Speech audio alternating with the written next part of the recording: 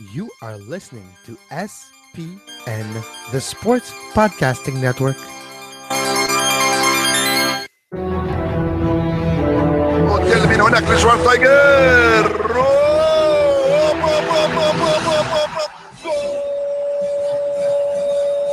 Va a pegarle Ronaldinho Gaucho. Ya lo hace. Pierna derecha, directo al arco. ¡Golazo! ¡Golazo! ¡Golazo!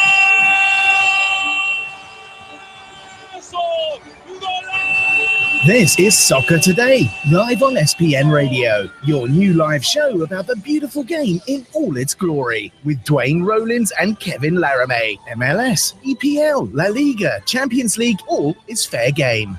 Powered by the Sports Podcasting Network. Visit us at sportspodcastingnetwork.com. And good day, good night. Welcome to Soccer Today. Kevin Laramee with you today. Duane is on assignment this morning, joined by Charles Boehm today to talk about the Gold Cup, U.S. men's national team. It's a big tournament, as always, for the U.S. men's national team, the Gold Cup, a perennial favorite. First of all, Charles, how are you on a Thursday morning? I'm hanging in there. I'm so curious to find out what Duane's doing on assignment. It's such a mysterious and exotic term, isn't it? Isn't it, right? Keep the mystery going, keep the man hidden behind the curtains. I'm wondering, this Gold Cup, how big is it for Bruce Arena? Because Bruce Arena is that transition manager for the U.S. men's national team for the selection. We all know this, that in a few years, there's going to be another one. What does it say for their current World Cup qualifying, their current state of affairs, this Gold Cup? Well, it's an interesting situation. Arena has his main mission, his main task since he took over this job late last year after the 0-2 start to the hexagonal round of World Cup qualifying, was to get the mission to Russia back on track. So with 2 wins and 2 draws in the World Cup qualifying matches that he's coached this year, he has done that. This is, he's sort of playing the fireman's role here. He's only around through the World Cup. The World Cup is first and foremost in the priority list. And so he's approaching Gold Cup that way. He's made clear that winning this tournament isn't as important as blooding in some new faces, giving sort of fringe figures and new faces in the player pool an opportunity to impress and build out the squad for the rest of qualifying and most likely for the World Cup next year. That said, I think that group, which is not necessarily, I guess, what you'd call the first choice U.S. squad, is still a very good one, and I think they have the mentality and certainly the talent to win this tournament, especially given that their primary rivals for the trophy, Mexico, are doing much the same thing. In Group B, where the U.S. are located, we have United States at home. Obviously, the Gold Cup is majority of the time played in the United States, with 1 game in Canada last time around. Panama, Martinique, and Nicaragua. Is it, off the top of your head, one of the easiest groups the United States had over the last few Gold Cups? The Gold Cup group assignments for the U.S. sort of blend together because they generally are not particularly daunting. Ever since this tournament around in the beginning of this century was sort of re-engineered to be a regional championship and to bring up some of the smaller teams rather than to invite guest teams from other confederations, it's sort of been this way. The real tests come later in the round. That said, when you bring in some of these opportunities for these smaller nations, like especially the Caribbean nations, you introduce a little bit of uncertainty into it, and in some ways that's a different sort of challenge and a good one. What we have in this group is I would say Panama, the first team they're playing on Saturday, is it would appear to be the toughest group, but with these 2 relative newcomers to the event. I do think there'll be victories or at least positive results at the very least for the U.S., but it's harder to scout. It's harder to know exactly what you're going to come up against, and that creates a possibility for Cinderellas. As you mentioned, the Gold Cup starts Saturday, July 8th in Nashville for the U.S. men's national team versus Panama. When you're looking at the roster that Bruce Arena selected for this Gold Cup, any surprising decision on your part? I think there were There's a lot that made sense here. There were a few surprises in the sense of a couple of players who weren't even on the preliminary list, the 40-player roster that was announced at the beginning of June. We've already had one change to this roster this week. Kenny Saif, who's one of the newest arrivals, a dual national, who recently switched his eligibility from Israel to the U.S. He was born here in the U.S., but he's spent most of his life in Israel. He was a very intriguing proposition, a player based at Genk, a pretty significant club in Belgium, and a left-sided player who I thought could really bring some things to the table. And a lot of people were fascinated to watch him. He's been ruled out for the tournament with a groin injury, has been replaced by Chris Pontius, who's a relative MLS veteran. He's 30. He's not necessarily a sexy choice for a lot of people in the sense that he's a known quality to those who watch MLS. But it's a good example of I think there's a pretty clear priority list that Arena has. He wants to give an ordered list of players opportunities to shine. Dom Dwyer so far has been probably the biggest story. Another one who just recently became eligible. He's an Englishman who's naturalized U.S. citizen a few months ago. He got his paperwork done and scored in his debut against Ghana last weekend in their warm-up friendly. He's looking like he's on course to be the starter up top in what I expect to be a lone striker role typically. And is we in the U.S., much like Canada to the north, I think, are always looking for striking talent, someone who can score goals and spark the attack. And right now it's no exception. And Dwyer's in a good position here to, I think, grab his opportunity in the Gold Cup. And if he does so, he could well wind up on a World Cup roster next year. Well, you literally took the words right out of my mouth. I was going to ask you about Dom Dwyer, and is slowly but surely, like this year, Kansas City, they're having a very successful year without disturbing too much, without creating too many waves, without they're pretty much low profile, top of the standings in the Western Conference. And slowly but surely, Dom Dwyer is becoming not just a pure striker, but as well as a team player for the benefit of the team. And how important is that adjustment on his play over the last 12 months in Major League Soccer to now his debut with the men's national team? Well, yeah, I think coaches like Arena in particular value consistency. They want to know what they're getting from a player. And with Dwyer, he's been so steady for so long in MLS. I think that was very appealing to the national team staff. He does tend to be wasteful at times, and he could have had a hat trick really against Ghana. Sometimes the final pass or the final finish eludes him, but his work rate is so relentless. He gets himself into the battles. He'll challenge for everything. He'll coming through that Sporting KC high press system. He's very comfortable putting in a lot of hard work with limited reward. He'll press defenders. He'll chase down lost causes, and these are things that that coaches like and coaches respect. And I think in this case, it's a skill set that probably has a useful home with the U.S. national team as someone who can probably, I'd say you see him as a backup to Josie Altidore in terms of the overall pecking order, but also brings a little bit of a different look, allows you to play with one striker, which isn't necessarily Josie's favorite way of playing, and again can come in whether he's starting or coming off the bench, can do lots of hard work for you. A player like Juan Agudelo, who has had a better season than this year, club and country related. He had before leaving MLS and coming back a few years ago, he was one of the highest touted prospect for the men's national team, for the Revolution. How is this nomination? How is this caps if he plays in the Gold Cup? How can this help Juan Agudelo maybe get back to where he was just a few years ago?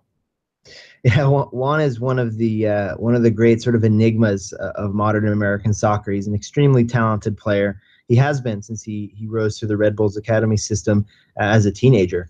He turned pro very early.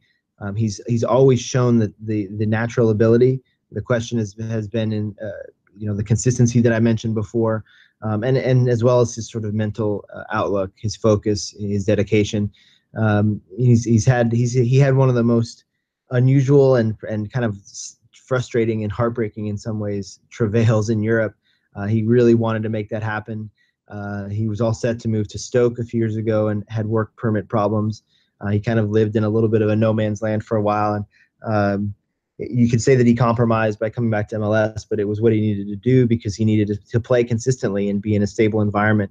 He's done that. He remains, still a relatively young player and a real talent. He can do things that few other strikers can. He's a complete package. We're waiting to see, what kind of opportunities he'll get. How many minutes will he get in this tournament, and where will he play? Will the system be set up to get the best out of him? You see with the New England Revolution, when the team is playing well and things are working for him and working through him, he can be devastating. He can be a best 11 caliber player in MLS. And we're all waiting, and I think most of U.S. fans are fervently hoping that he can put it all together this year. We've talked about the roster. We've talked about the group. We know there's big, important World Cup qualifiers down the road. What are the expectations for the U.S. men's national team for this Gold Cup? Because no Michael Bradley, no Josie Altidore, the top of the usual selections of this national team is not present for this tournament. Does it change the expectations of the fan base for these results that they want from the Gold Cup at home?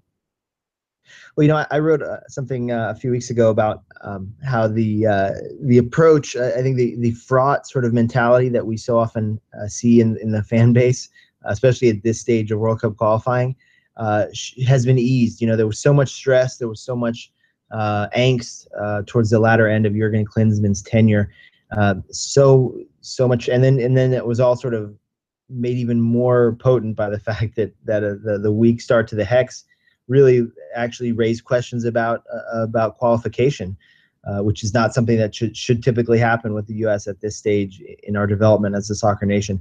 Those fears have been eased now, and I think this should be a relatively stress-free experience. It's a low-risk, high-reward proposition, this Gold Cup. That said, this is a tournament that the U.S. hosts. The U.S. does expect and should expect to win the thing and to at least contend. The program collectively should have a chip on its shoulder after a really highly disappointing 2015 tournament where they finished in fourth, didn't even reach the final. So there's a lot to play for, both on an individual level and as a program. I think the fans are eager to see what these less familiar faces do.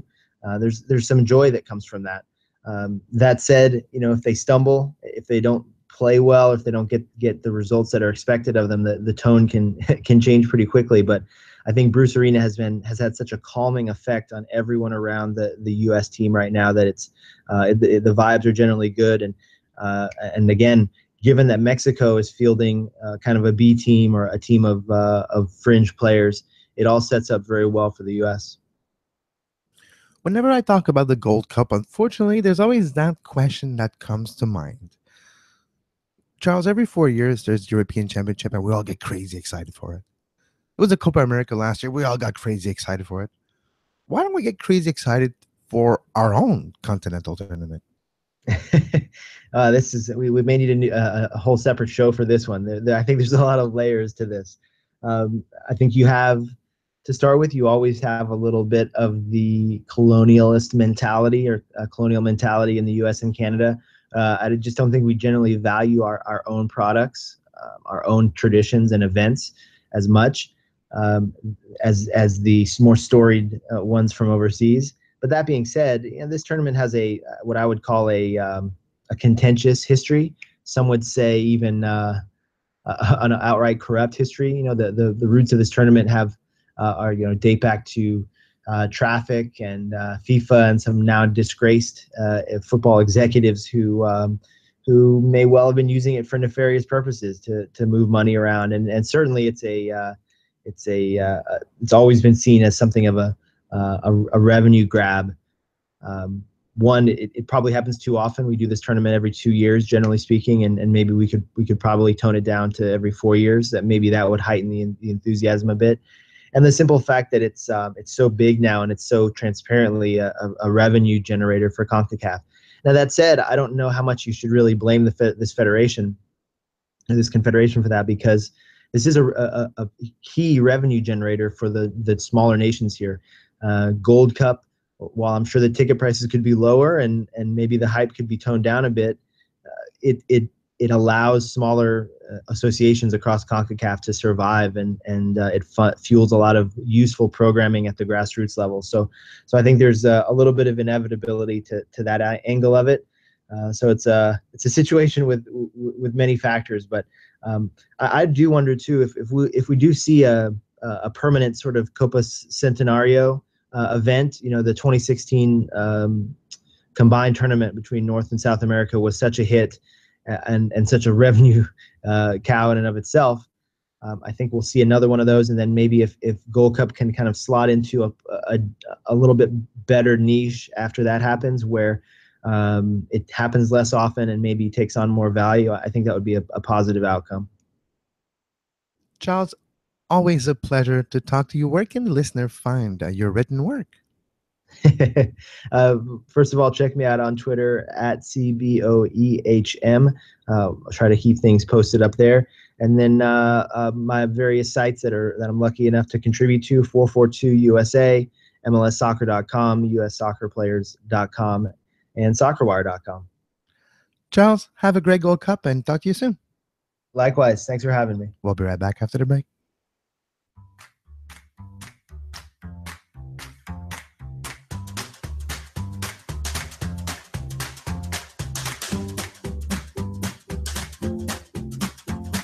You are listening to Soccer Today, live on SPN Radio.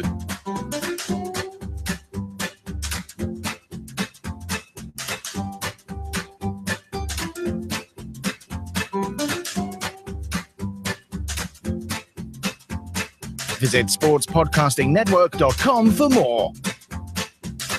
And we're back on Soccer Today. Kevin Laramee solo with you today. You can follow me on Twitter at Kevin Laramee and the show at Soccer Today SPN. Last night in Major League Soccer, there was a few games on the docket. All Canadian teams were playing, plus a New England, New York, a Boston, New York rivalry game, and Portland, Chicago. Let's start with New England, New York Red Bulls. The Red Bulls went to the Revolution, went to Foxborough, and got the win 3-2. Toronto went to Orlando in a very busy schedule, just like the Impact, maybe like one game worse. Toronto's schedule was.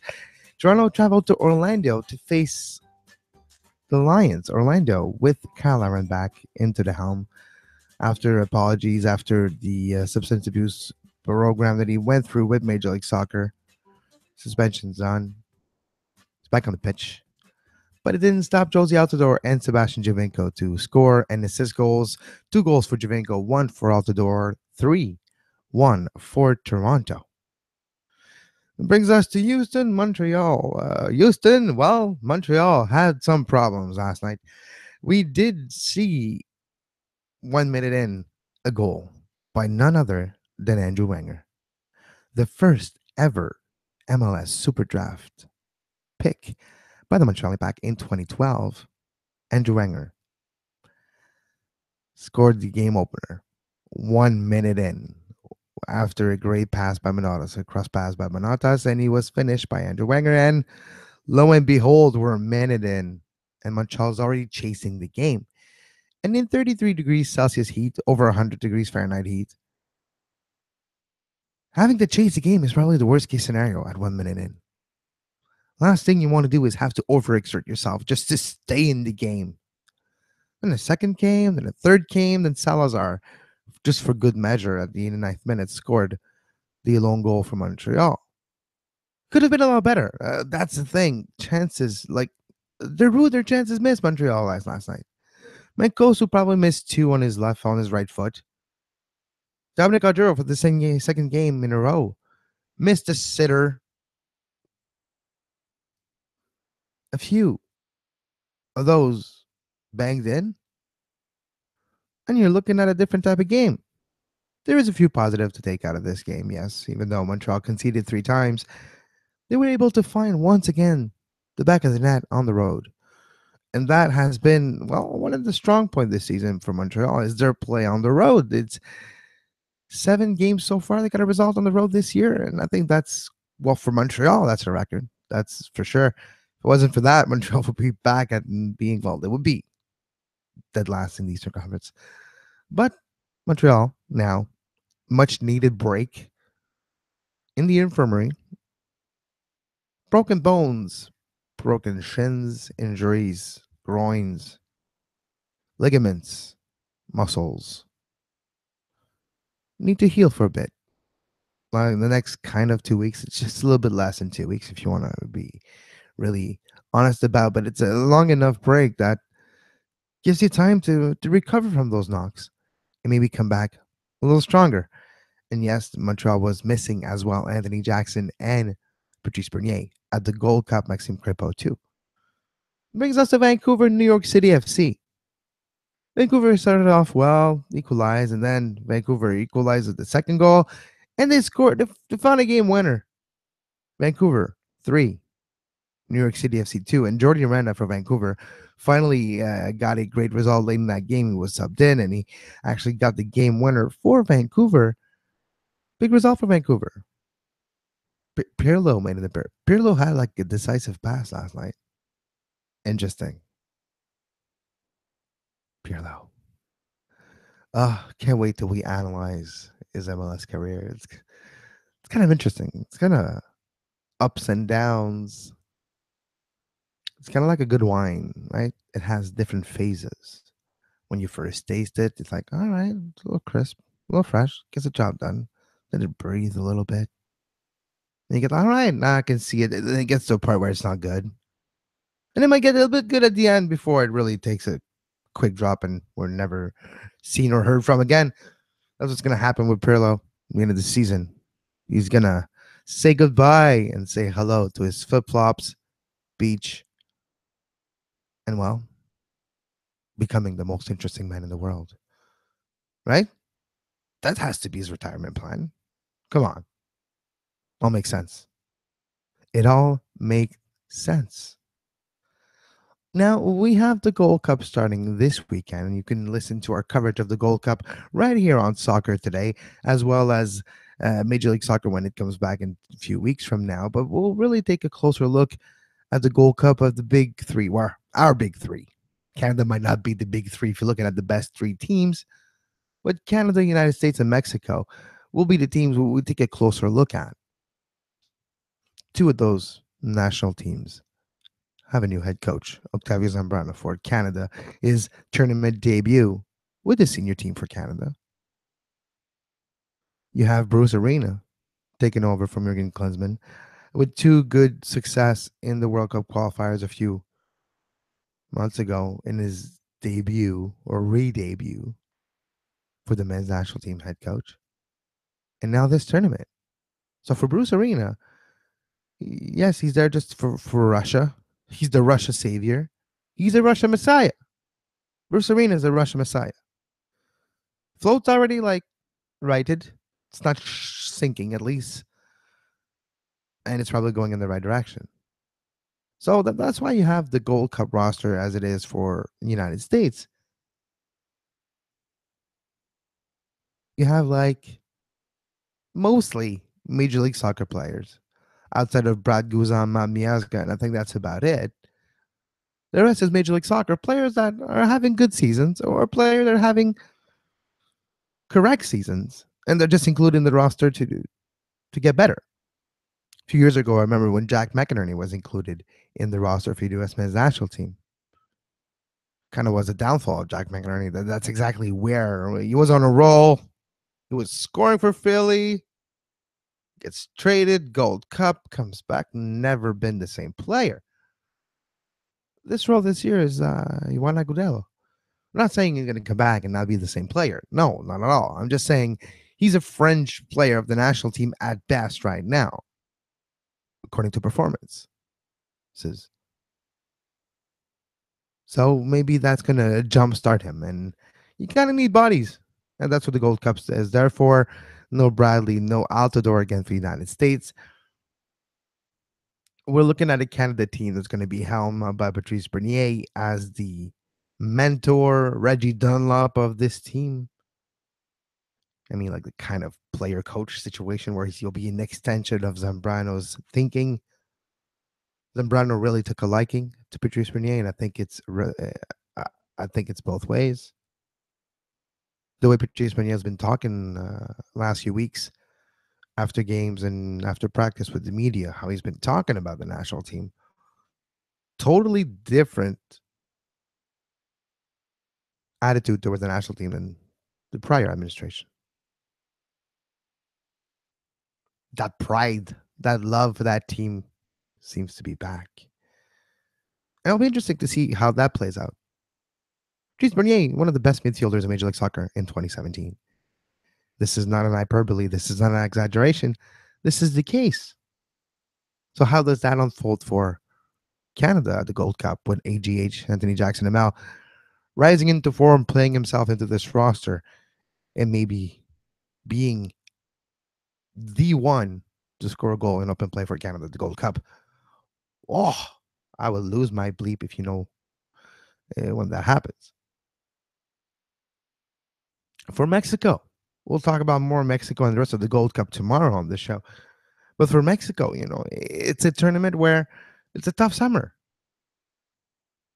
They played in the Confederations Cup with kind of their A lineup just a few weeks back. Lost to Germany, of course. And then you in the semifinals. And you have the Gold Cup now. Not the first choice A lineup for Mexico. But still, they have the onus of result because they're Mexico. It's CONCACAF. They're expected to either win or contend every single time around. And in the history of the Gold Cup, there's been 3 winners. It's either United States or Mexico. And once it was Canada. So are you saying Canada's? No, I'm not saying Canada's a contender this year. I'm saying it's going to be the U.S. or Mexico. And looking at both rosters are pretty much built kind of like the same level. But Liga MX guys are a little bit better than MLS guys if you want to generalize and really overanalyze the situation. So I'd give the nod to Mexico. So I guess my prediction is Mexico is going to have a better tournament than the United States, but we will look at the matchups and look at the rest of the groups and Mexico in particular tomorrow on the show. Until then, you can follow me on Twitter at Kev Laramee and follow Soccer Today at Soccer Today SPN. You can find every on-demand version of the shows we do here on iTunes, Stitcher, Feedburner, Podbay Player, Google Play Store, anywhere you get your podcasts. Just look for the Sports Podcasting Network. Or if you are a francophone, if you are French speaking, and you would like to hear more about the Montreal Impact, you can listen to the brand new French show Sur la Transversale, which means Off to It Works, French. And you can listen to myself last night. Opened the lineup, got a caller, talked about 15 minutes of what the problem with the Impact is. He really had a lot to talk about. So hello, Pat. But you can listen to Sur la Transversale on iTunes, Google Play Store, and everywhere you get your podcasts, as well as on sportspodcastnetwork.com around once, twice a week, pretty much once every 2 weeks, once every week, you'll get a French Sur la Transversale. But until tomorrow, as always, hopefully Duane will be back from assignment tomorrow, joining me for the show and wrapping up our Gold Cup preview coverage. And until tomorrow, as always, I am Kevin Laramee, and have a great soccer. You were listening to SPN, the Sports Podcasting Network. Visit us, sportspodcastingnetwork.com.